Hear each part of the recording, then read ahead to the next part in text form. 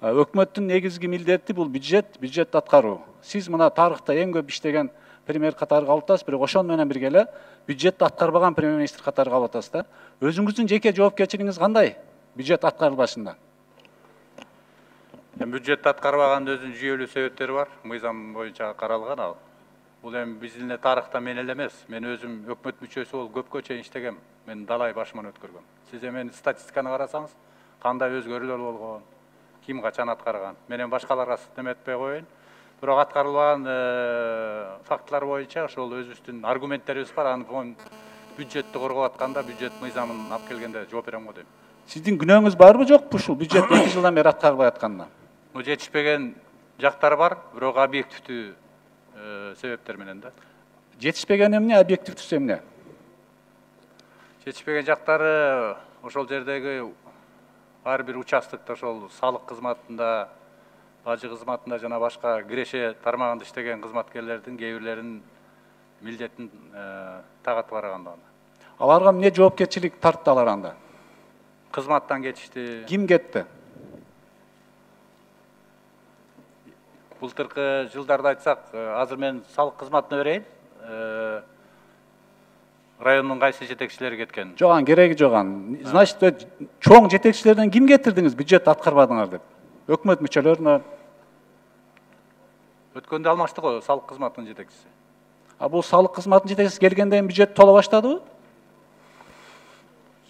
Жылыштар бар, бирок эми экономикалык акыбалга карата, региондо болуп аткан финансылык кризиске карата мындай кемчиликтер бар. Бирок негизи сиздин өкмөтүңүз негизги болгон мыйзам бюджетти аткарган жоксуңуз да. Сиз канчалык деңгээлде күнөөлүүсүңүз ушул жерде? Азыр мындайда 167 миллиард сомго киреше бөлүгүн аткарып, былтыркыга салыштырмалуу 15 миллиард сомдон ашык аткарган, республикалык бюджеттен 13 миллиардка ашык аткарган, 9,6%га көбүрөөк аткарган, бул жакшы көрсөткүч да. Бардык нерсе идеальный айткандай боло берсе, анда экономикада проблема болбойт эле, туурабы? Бирок ал мыйзам да, силер мыйзамды аткарышыңар керек да. Мыйзамды да жөлүү себептер менен, эгерде субъектлерден, экономиканын тармактарынан кризистик бир нерселер болсо, же банкротство болсо, жоюлуп кетсе, алардын баары тең ошол планга кирген да. Силер инвестициялык шартты түзүп бере алган жоксуңар. Эң чоң күнөөңөр ошо болду. Экономикага эркиндик бере алган жоксуңар, кичи жана орто бизнеске эркиндик бере албадыңар. Укук коргоо органдары, текшерүү органдары менен кыйнап жаптыңар. Жунданы бир налог инспектор барып текшерип, 1,5 ай, 1 жыл канча жабылып турду, 1,5 миллиард акча түшпөй калды. Чынбы ушул? Жунда боюнча 15-жылдан бери келаткан тарых.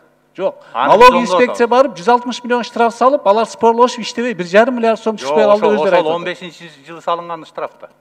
Ошону сиз оңдоп койсоңуз болбой эле. Ал жерде соттук процесстер бар. Оңдогон үчүн азыр иштеп баштады. Нарында бир ишкер бут кийим чыгарган ишкана ачып, барып аны камап, укук коргоонун текшерип, жаап кетип калды. Билем аны. Сиздин убактыңызда болду ушуларчы? Жок, менин убактымда болгон жок. Ал 16-жылы болгон. Сиз алып кала албадыңыз да ушуларды? Ал жерде мыйзам бузуулар болгон. Экинчиден инвестор кеткен. Инвесторду азыр чакырып атабыз, келсе иштейт. Инвестор силерден кетип калды да, силерге ишенбейчи. Мына Дүниөлүк банк Кыргызстанга 20 мектеп салып беребиз деди. Ош жана Бишкек шаарына. Ошо боюнча маалыматыңыз барбы ГЧПнын негизинде? Бар. Эмне болуп атат ошол? Иштеп атабыз. Кантип иштеп атасыз? Анткени 2 жыл болду да, канча жыл иштейсиңер? Ал жерде ГЧПны алардын шартына көнүшүбүзгө, алар айтып атат, ГЧПны салып беребиз, кредит катары оформить этебиз деп атат. Мага кече билим берүү министринин орун басары кат жазды. Сиз өзүңүз билбейт экенсиңиз. Жерди чечелекпиз деп дагы эле кат келди мына. Жер көрсөтүп бере албай атасыңар 20 мектепкечи. Мына кат келди, зам министр образование Жакупбекованын колу менен келди. Жерди чечип бере албай атабыз. Ал жерде жанагындай маселе бар. Эң биринчи маселе кредит катары. Аны силерге келишибиз керек да биз. Ошондо эми 2 жыл болду да, бу дагы тура берет. 20 мектеп курулуп калса жакшы эле. 1 жыл болду. Жо 20 мектеп курулуп калса жакшы эле өлкөгө. Жакшы. Эмне токтоп турат анда? Мен айтып атпайм, кредиттик эмени тиги шартты сунуштап атышат алар. Мына азыр мына депутаттар биригип реформа деп, эркин экономика акты деп чыгарып атат, бир 10дон ашык мыйзам да. Ушул жерде биз ушул баардык экономика эркин 10 секунд.